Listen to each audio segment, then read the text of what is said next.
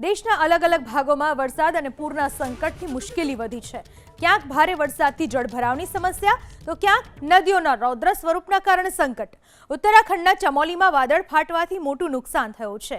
ચમોલીના નીતિ ઘાટીમાં વાદળ ફાટ્યા બાદ અચાનક પૂર આવ્યું।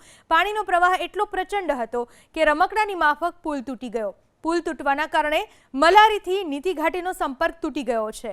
પાણીનો પ્રવાહ એટલો જબરદસ્ત હતો કે બુલડોઝર અને એક ગાડી પણ પાણીમાં તણાઈ ગઈ।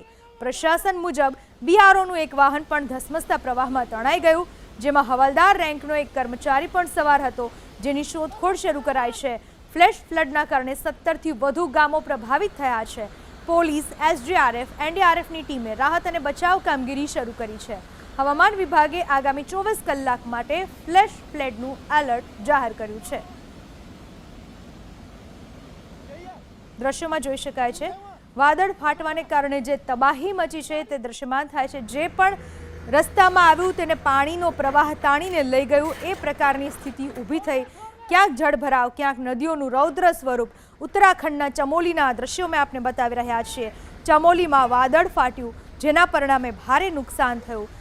મકાનો પણ પત્તાની જેમ પાણીમાં તણાઈ ગયા, તો મોટા મોટા જેસીબી સહિતના વાહનો હતા તેને પણ પાણી પોતાના પ્રવાહમાં તાણી ગયું। નીતિ ઘાટીમાં વાદળ ફાટ્યું, પાણીનો પ્રચંડ પ્રવાહ, પુલ પણ તૂટી ગયો।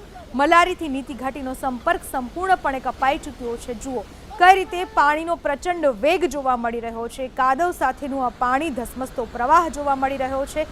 જે પણ તેના રસ્તામાં આવ્યું તે બધાને તાણીને પાણી લઈ ગયું।